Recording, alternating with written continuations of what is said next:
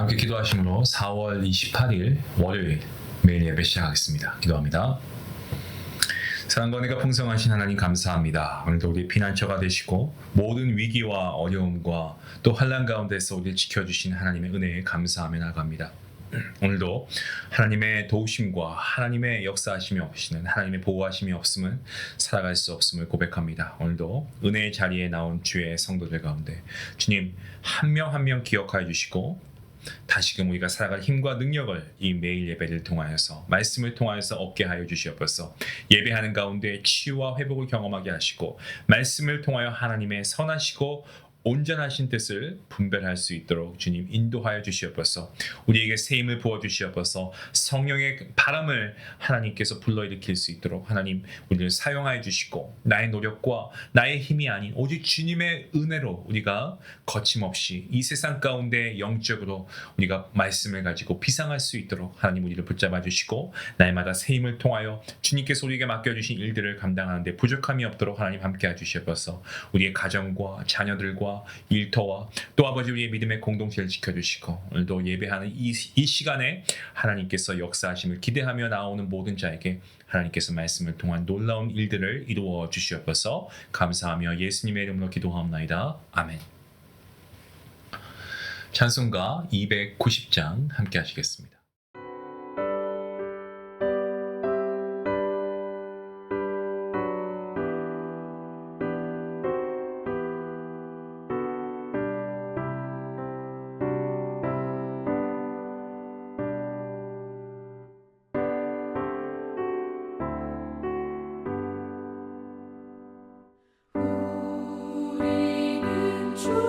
주님을 늘 배반하고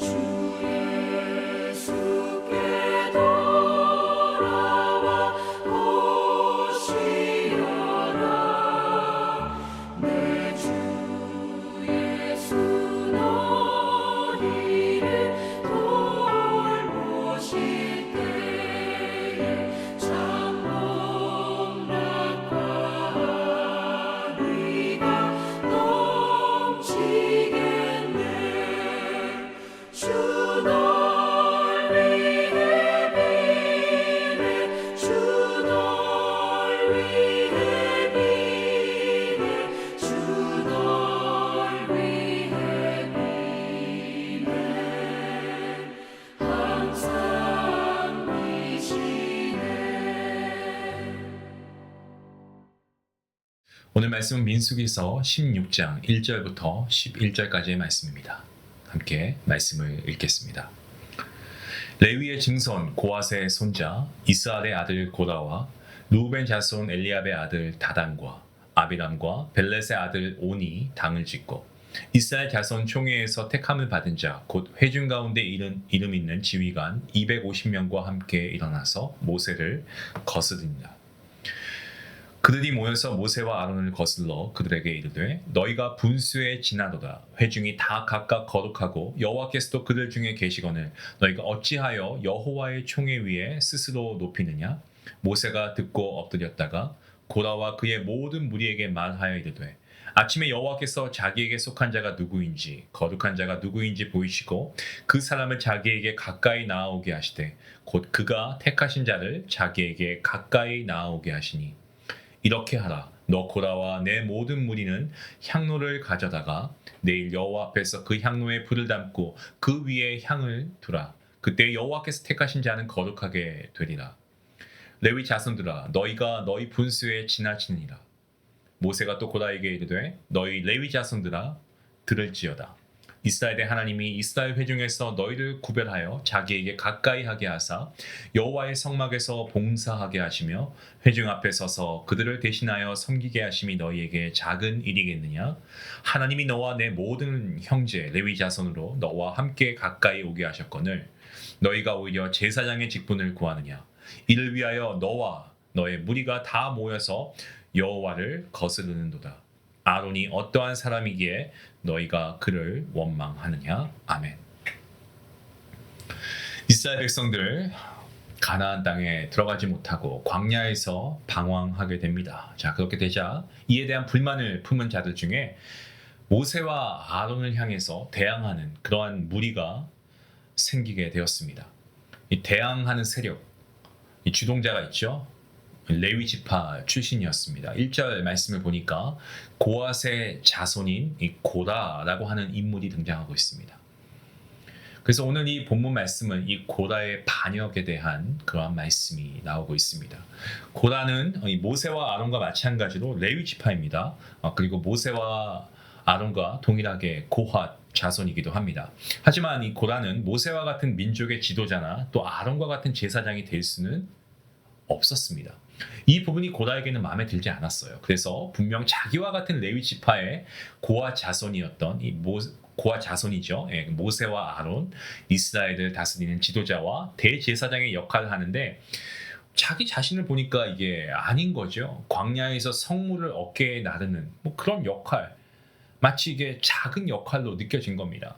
불만이 생기고 그래서 고라는 자기와 같은 반역의 뜻을 가진 각 지파의 리더, 오늘 보니까 250명이나 되네요. 250명을 모아서 모세와 아론에게 나와서 대항하고 있습니다.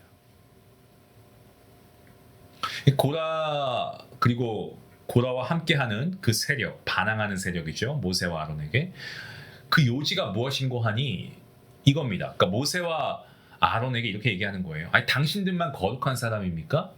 하나님은 우리와도 함께 하십니다. 좀 당신들은 지나쳐요. 어째서 당신들은 우리 모든 사람들 가운데서 스스로 높은 자리에 앉으려고 합니까? 이런 겁니다.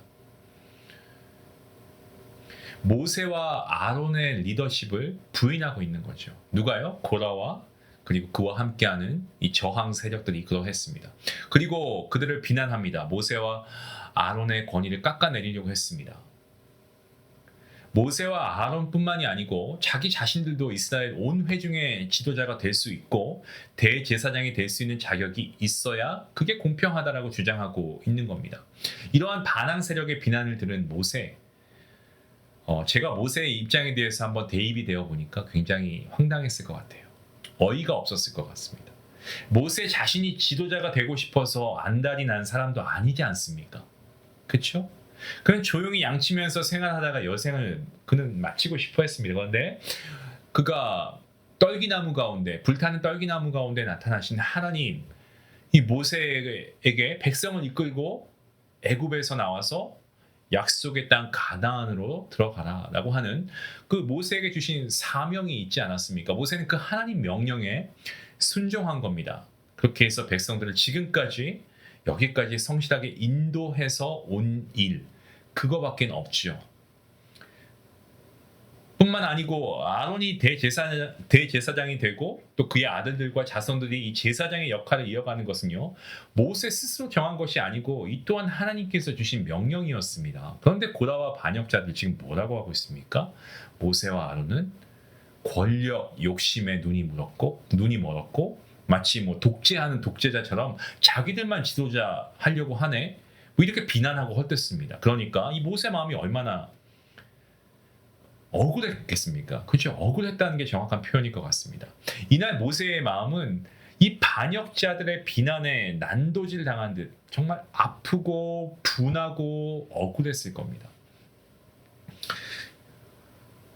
여러분도 아마 억울한 일을 당해보셨을 거예요. 그때 어떻습니까? 사람이 억울한 일을 당하면 밤잠 설치지 않습니까? 잠도 안 옵니다. 당장이라도 나에 대한 헛소문 낸 사람 찾아가가지고 진실 밝히고 싶고 이 삼자 대면 하고 싶죠. 할 수만 있다면 그냥 이 퍼블릭한 그런 자리에서 내가 떳떳하다는 거, 이거 양심에 아무런 거리낌이 없다는 것을 증명해 보이고 싶지 않겠습니까? 자, 그런데 오늘 이 모세의 자세에 우리가 주목해야 됩니다. 4절 말씀에 보시면 모세가 듣고 그 다음에 뭐 합니까? 엎드렸다가. 자, 모세가요, 고라와 반역자들이 자기에게 막 그야말로 물붓듯 퍼붓는 비난, 이걸 듣고 나서 그가 가장 먼저 한 행동이 뭡니까? 그 자리에서 엎드립니다. 왜 엎드렸을까요? 하나님 앞에 기도한 겁니다. 하나님, 저들이 나에 대해서 고소하는 소리가 들리십니까? 하나님께서 제 마음 다 아시죠? 전 너무너무 억울합니다. 하나님, 제가 어떻게 하면 좋겠습니까? 위기의 상황입니다. 그때 모세는 하나님 앞에 엎드려서 기도하고 있습니다. 환난 날에 나를 부르라. 내가 너를 건질 것이니 내가 나를 영화롭게 하겠다. 지금 당장 우리 눈에 해결책이 보이지 않고 문제는 계속 쌓여만 갑니다. 하지만 그럼에도 불구하고 여러분, 하나님은 능치 못하심이 없는 분이신 줄로 믿습니다.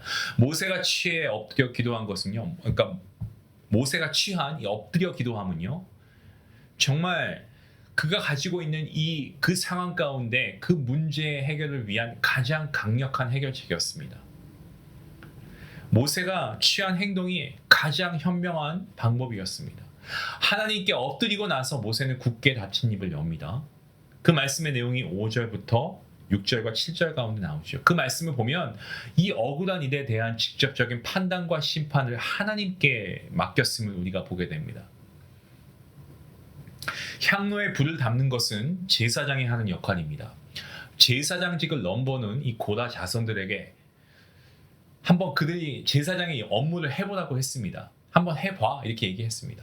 만약 고라 자손이 제사장이 되는 것이 하나님의 뜻이 아니라면 하나님께서 직접 그들을 심판하실 것이기 때문에 그리하라라고 한 거죠.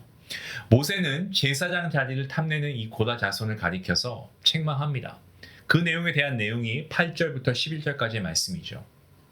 하나님의 성막 안에 있는 성물을 옮기는 것, 이게 레위인이라고 해서 모든 레위인이 할 수 있는 그런 일은 아니었습니다.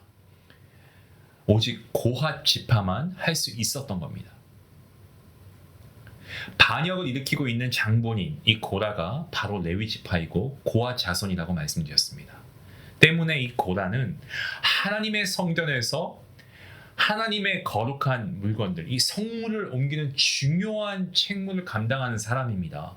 오늘 교회로 말하면 중직자 중 중직자라고 할 수가 있죠. 그러나 모세가 이 고라를 보니까 자신의 그 중요한 책무가 별로 중요하지 않다고 생각하고 제사장의 자리를 노리고 있는 이 고라는 여호와 하나님의 뜻을 거스리고 하나님의 뜻을 반역하는 사람이었습니다. 여러분, 오늘 본문 3절 말씀을 다시 보시면 앞서 고라가 모세와 막 아론을 비난하면서 한 말이 어떻습니까? 그들이 모여서 모세와 아론을 거슬러 그들에게 이르되 너희가 분수에 지난다라고 얘기하고 있습니다. 무슨 말입니까? 모세, 당신은 주제 넘은 짓을 하고 있습니다. 이 얘기하는 거예요. 여기에 대한 모세의 대답은 어떻습니까? 7절 하반절 말씀에 레위 자손들아 너희가 너무 분수에 지나친다. 모세가 이렇게 말하는 거예요. 내가 분수에 지나친 게 아니고 내가 아니고 바로 당신들이 분수에 지나친다. 어찌 하나님께서 정해주신 사명을 작다라고 여기냐. 고앗 자손의 역할이 어떻게 낮은 일인가. 한번 생각해봐라. 성문을 담당하는 그러한 자가 고앗 자손인데 그게 어떻게 작은 일인가. 모세는 하나님께서 주신 지도자의 권위에 불복하고 도전하고 정말 그렇게 지금 반항하고 대항하고 있는 이 고라와 반역자들을 자신에 대한 거스림이 아니고 자신에 대한 반항이 아니고 하나님의 권위에 대한 불복종이라는 것을 분명하게 말해주고 있습니다. 어느 한 교회에 있었던 그런 이야기입니다. 정말 한때는 놀랍게 부흥 성장했던 교회인데 언제부터인가 어떻게 된 건지 주일이 되면 주보도 몇 개 없고 설교자도 2명입니다. 사정을 들어보니까 그 교회 안수 집사님들이 더 이상 장로님들의 리더십을 인정할 수 없다고 해서 자기들을 지지하는 교인들을 데리고 파를 나누어 버린 거예요. 한쪽은 안수 집사파, 다른 한쪽은 장로파가 되는 거겠죠. 마치 사도 바울이 얘기한 아볼로파, 그죠? 베드로파 이렇게 나눠진 거예요. 교회가 이게 둘로 양분화되어 버리니까 나누어져 버리니까 너무 상처가 이게 큰 거죠. 안수 집사님 이야기를 들어보면 교회 장로님들이 교회 운영을 자기들끼리만 하려고 한다라고 주장하고 주일만 되면 경찰이 교회를 출동해서 현장을 단속하기가 비일비재합니다. 어느 쪽에서 고용한 건지는 알 수 없지만 이 사설 경호원들이 몇십 명이 교회 주변을 막 에워싸고 그랬습니다. 예배가 거룩한 분위기가 있어야 되는데 삼엄한 분위기가 교회를 감싸합니다. 이 교회 어떻게 되었을까요? 계속해서 분열을 거듭하게 되었습니다. 마귀가 교회를 무너뜨리는 방법 중 가장 강력한 방법이 바로 교회를 분열시키고 서로 싸우게 하는 겁니다. 어느 편이 옳고 어느 편이 옳지 않고 틀리고 누가 잘했고 누가 그렇지 못해 이런 말을 하고 싶은 게 아니에요. 다만 하나님께서 맡기신 사명을 망각한 채 다른 사람의 권위와 직분에 흠집을 내는 이것은 분명히 교회 안에서 큰 아픔과 상처를 가져오게 된다는 것을 우리는 결코 잊지 말아야 합니다. 성도 여러분, 우리에게 주어진 직분과 사명 그 어느 것도 작은 것은 없습니다. 주님께서 주신 사명 귀하게 여기십시오. 그리고 하나님께서 세우신 그 권위에 순종하는 것, 이게 바로 교회의 질서가 이루어지는 방법입니다. 성도 여러분, 세상의 인정, 내 주변의 인정, 그것보다 하나님께서 우리에게 맡겨주신 그 일과 사명, 이것에 감사하고 신실하게 그 일을 감당하며 충성하는 주님의 일꾼 될 수 있기를 주님의 이름으로 간절히 기도합니다. 기도하시겠습니다. 하나님 감사합니다. 오늘도 말씀을 통하여서 주께서 우리에게 맡겨주신 사명을 우리가 결코 경솔히 또 가볍게 여기지 않고 우리 각자에게 주신 그 자리를 귀하게 여길 것을 우리가 말씀을 통해 배우게 됩니다. 고라와 그를 추종하던 자들, 눈에 보이는 자리만을 원했고 하나님의 뜻을 거스르는 큰 죄를 범했습니다. 하지만 이에 리더인 모세가 한 행동은 우리로 하여금 도전하게 만듭니다. 억울한 상황이었지만 주님 앞에 엎드려 먼저 주님 앞에 호소하며 기도함으로 응답을 기다렸습니다. 하나님, 우리도 마찬가지입니다. 교회 공동체 안에서, 삶의 자리에서, 가정에서, 사업터에서, 일하는 곳에서 우리가 비교 또 시기하고 불만이 우리 안에 있지만 이런 모습에 팽배했던 우리의 모습들이 이제는 감사와 순종의 태도로 변하게 허락해 주시옵소서. 세상의 눈이 아니고 세상의 안목이 아니고 하나님의 시선 앞에서 내가 하나님께 인정받는 그러한 내가 받은 사명에 감사하며 소중히 여길 줄 아는 또한 그 소명을 우리가 잘 감당할 수 있는 우리 모든 성도들 될 수 있도록 인도해 주시옵소서. 하나님께서 세우신 권위에 복종하는 믿음 우리에게 허락해 주시옵소서. 감사하며 예수님의 이름으로 기도합니다. 아멘. 오늘 말씀을 생각하시면서 함께 기도하실 때에 우리가 살다 보면 불만이 생길 수 있습니다. 하지만 오늘 말씀을 통해서 비교하는 대신에 기도하는 모습으로 우리가 믿음의 반응을 할 수 있기 원합니다. 우리 말씀 생각하시면서 함께 기도하시겠습니다.